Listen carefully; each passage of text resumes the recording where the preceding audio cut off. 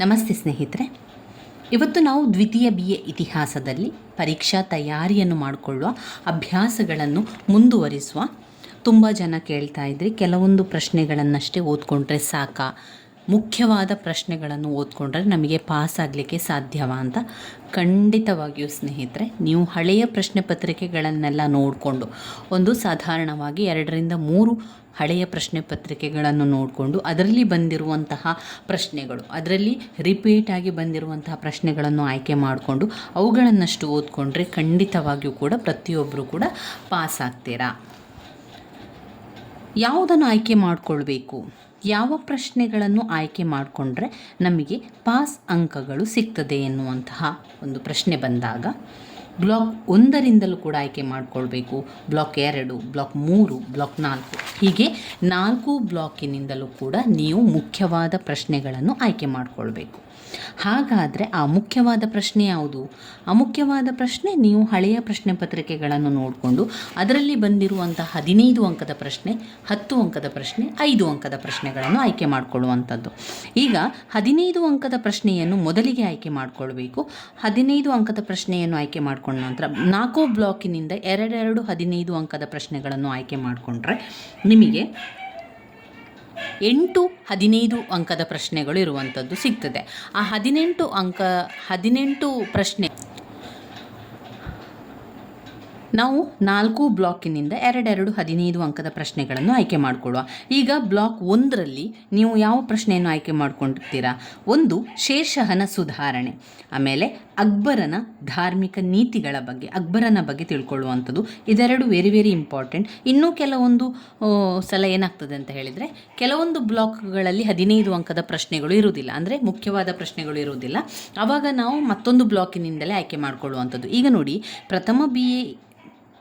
ದ್ವಿತೀಯ BA ಇತಿಹಾಸದಲ್ಲಿ block 1ರಲ್ಲಿ ಕೆಲವೊಂದಷ್ಟು ಇನ್ನಷ್ಟು ಮುಖ್ಯವಾದ ಪ್ರಶ್ನೆ ಇದೆ. ಮೊಘಲ್ ಸಾಮ್ರಾಜ್ಯದ ಅವನತಿ ಅಥವಾ ಪತನಕ್ಕೆ ಕಾರಣ ಇದೆಯಲ್ಲ, ಅದು 15 ಅಂಕಕ್ಕೆ ಹಲವು ಬಾರಿ ಕೇಳಿರುವಂಥದ್ದು.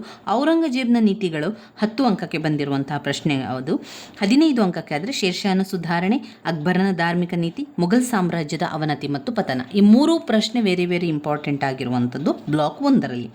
ಇನ್ನು ಬ್ಲಾಕ್ 2ರಲ್ಲಿ ನಾವು ನೋಡಿದರೆ ಮೊಘಲ್ ಸಾಮ್ರಾಜ್ಯದ ಸಾಂಸ್ಕೃತಿಕ ಸಾಹಿತ್ಯದ ಕೊಡುಗೆಗಳು ಅದರಲ್ಲಿ ಮುಖ್ಯವಾಗಿರುವಂಥ 15 ಅಂಕದ ಪ್ರಶ್ನೆ. ಹಾಗೆ ಸೂಫಿ ಪಂಥ ಅದು 10 ಅಂಕಕ್ಕೆ ಬರುವಂಥದ್ದು.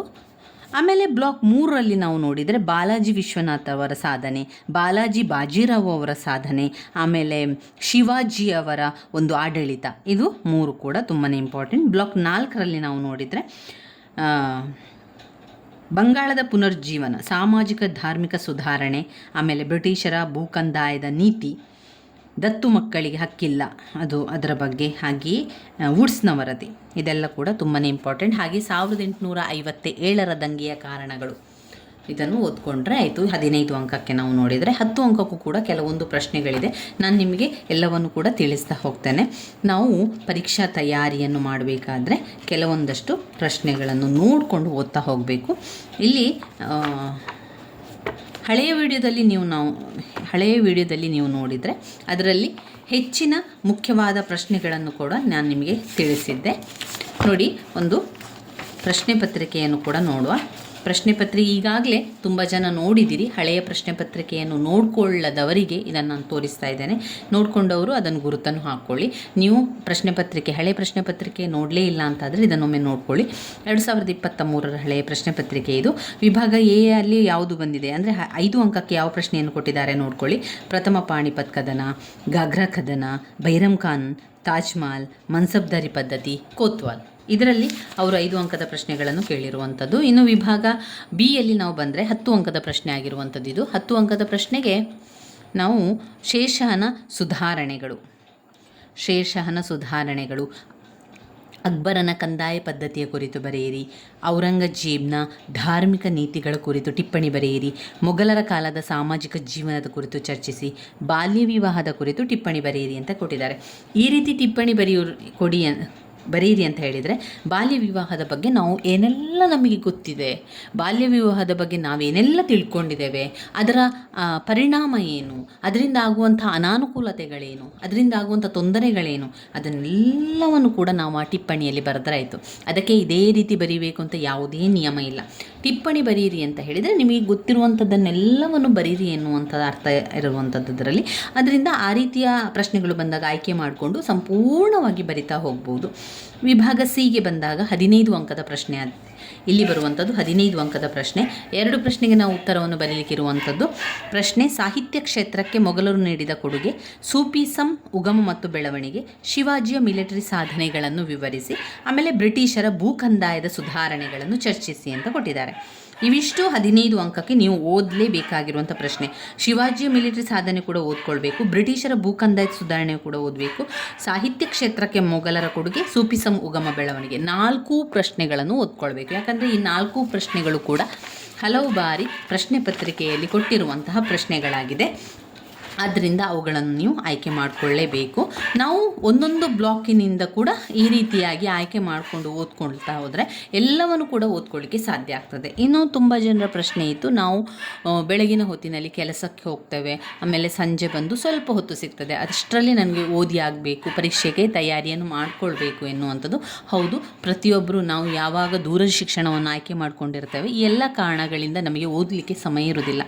ಕೆಲಸದ ಒತ್ತಡಗಳಿರ್ತದೆ, ಮನೆ ಕೆಲಸಗಳಿರ್ತದೆ, ಅದರ ನಡುವಲ್ಲಿ ನಾವು ಓದ್ಕೊಂಡು ಪಾಸ್ ಆಗಬೇಕು ಅಂತಾದರೆ ನೀವೇನು ಮಾಡಬೇಕು, ಈ ಮುಖ್ಯವಾದ ಪ್ರಶ್ನೆಗಳು, ಒಂದು 15 ಅಂಕದ ಪ್ರಶ್ನೆ, ಇಂತಿಷ್ಟು ಪ್ರಶ್ನೆಗಳನ್ನು ಕಲೀರಿ. ಆಮೇಲೆ 10 ಅಂಕದ ಪ್ರಶ್ನೆ, 5 ಅಂಕದ ಪ್ರಶ್ನೆ, ಎಲ್ಲವನ್ನು ಕೂಡ ಓದ್ಕೊಳ್ಬೇಕು ಅಂತ ಇಲ್ಲ. ಕೆಲವೊಂದು ಪದೇ ಪದೇ ರಿಪೀಟ್ ಆಗಿರುವಂಥ ಪ್ರಶ್ನೆಗಳನ್ನು ಸ್ಕಿಪ್ ಮಾಡಬೇಡಿ, ಅದನ್ನು ಓದ್ಕೊಳ್ಳಿ, ಅದರ ಪಾಯಿಂಟ್ಸ್ಗಳನ್ನು ಅರ್ಥ ಮಾಡ್ಕೊಳ್ಳಿ. ಇಲ್ಲ ಅಂತಾದರೆ ನೀವು ಆ ಪಾಯಿಂಟ್ಸ್ಗಳನ್ನು ಬಾಯ್ಪಾಠ ಮಾಡುವುದರ ಮೂಲಕ ಆದರೂ ಕೂಡ ನೀವು ಆ ಪ್ರಶ್ನೆಯನ್ನು ನೆನಪಲ್ಲಿ ಇಟ್ಕೊಳ್ಬೋದು. ಕೆಲವೊಂದಷ್ಟು ಮುಖ್ಯವಾದ ಪ್ರಶ್ನೆಗಳನ್ನಷ್ಟೇ ಓದ್ಕೊಂಡ್ರೆ ಸಾಕು, ಎಲ್ಲವನ್ನು ಕೂಡ ಓದ್ಕೊಳ್ಬೇಕು ಅಂತ ಇಲ್ಲ.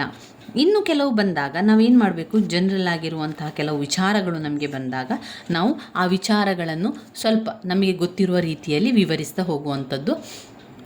ನಾವು ಸ್ವಲ್ಪ ಕೇಳಿರ್ತೇವೆ, ಕೆಲವೊಂದು ಪ್ರಶ್ನೆ ಏನಾಗ್ತದೆ ಅಂತ ಹೇಳಿದರೆ ಎಲ್ಲೋ ನಾವು ಕೇಳಿದ್ದೇವೆ ಅಂತ ಅನ್ನಿಸ್ತದೆ ಹೊರತು ಅದಕ್ಕೆ ಉತ್ತರವನ್ನು ಬರೀಲಿಕ್ಕೆ ಸಾಧ್ಯ ಆಗದಾಗ ನಾವು ಆದಷ್ಟು ಬೇರೆದನ್ನು ಆಯ್ಕೆ ಮಾಡಿಕೊಳ್ಬೇಕು. ಬೇರೆ ಯಾವುದೂ ಕೂಡ ಆಪ್ಷನ್ ಇಲ್ಲ, ನಮಗೆ ಬೇರೆ ಯಾವುದೂ ಕೂಡ ಗೊತ್ತಿಲ್ಲ, ಇದೊಂದು ಗೊತ್ತಿರೋದು ಅಂತಾದರೆ ನಾವೇನು ಮಾಡಬೇಕು ಅಂದರೆ ಅದನ್ನು ಆಯ್ಕೆ ಮಾಡಿಕೊಂಡು ಏನೆಲ್ಲ ಗೊತ್ತಿದೆ ಅದನ್ನು ಪಾಯಿಂಟ್ಸ್ ರೀತಿಯಲ್ಲಿ ಬರಿತಾ ಹೋಗಿ. ನೀವು ಯಾವಾಗ ಅದನ್ನು ಪಾಯಿಂಟ್ಸ್ ರೀತಿಯಲ್ಲಿ ಬರಿತಾ ಹೋಗ್ತೀರೋ ನಿಮಗೆ ಆದಷ್ಟು ವಿವರಣೆ ಬರೀಲಿಕ್ಕೆ ಸಾಧ್ಯ ಆಗ್ತದೆ, ಪುಟಗಳನ್ನು ಮುಗಿಸ್ಲಿಕ್ಕೂ ಸಾಧ್ಯ ಆಗ್ತದೆ. ನೀವು 5 ಅಂಕದ ಪ್ರಶ್ನೆ ಬಂದಾಗ 1-1.5 ಪುಟದಷ್ಟು ಉತ್ತರವನ್ನು ಬರೀಬೇಕು.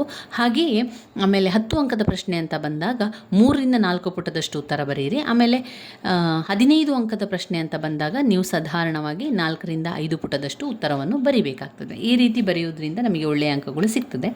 ಇನ್ನು ಇಷ್ಟೇ ಪುಟವನ್ನು ಬರಿಬೇಕು, ಕಡಿಮೆ ಪುಟವನ್ನು ಬರೆದ್ರೆ ತೊಂದರೆ ಅಂತ ಯಾವುದೇ ನಿಯಮ ಇಲ್ಲ. ನಮಗೆ ಎಷ್ಟು ಪುಟವನ್ನಾದರೂ ಕೂಡ ಬರಿಬೋದು, ಎಷ್ಟು ಕಡಿಮೆ ಪುಟ ಆದರೂ ಬರಿಬೋದು, ಹೆಚ್ಚು ಬೇಕಾದರೂ ಬರಿಬೋದು. ನಮಗೆ ಪಾಸ್ ಅಂಕಗಳು ಸಿಗಲಿಕ್ಕೆ ನಾವು ಸಮಯವನ್ನು ಹೊಂದಾಣಿಕೆ ಮಾಡಿಕೊಂಡು ಪರೀಕ್ಷೆಗೆ ಉತ್ತರವನ್ನು ಬರೆಯುವುದರಿಂದ ಅದನ್ನೆಲ್ಲ ಗಮನದಲ್ಲಿಟ್ಟುಕೊಂಡು ನಾವು ನೋಡಿದರೆ ಇಷ್ಟಿಷ್ಟು ಸಮಯವನ್ನು ಇಟ್ಟುಕೊಂಡು ಬರೀಲಿಕ್ಕೆ ನಮಗೆ ಸಾಧ್ಯ ಆಗ್ತದೆ. ಇನ್ನು ತೀರಾ ತುಂಬ ನಿಧಾನವಾಗಿ ಬರೆಯೋರು ಆದಷ್ಟು ಫಾಸ್ಟಾಗಿ ಬರೀರಿ, ಯಾಕಂದರೆ ಕೊನೆಯ ಪ್ರಶ್ನೆಗೆ ನಮಗೆ ಉತ್ತರ ಬರೀಲಿಕ್ಕೆ ಸಮಯ ಇರುವುದಿಲ್ಲ. ಆದ್ದರಿಂದ ಆದಷ್ಟು ಫಾಸ್ಟಾಗಿ ಉತ್ತರವನ್ನು ಬರಿಬೇಕಾಗ್ತದೆ.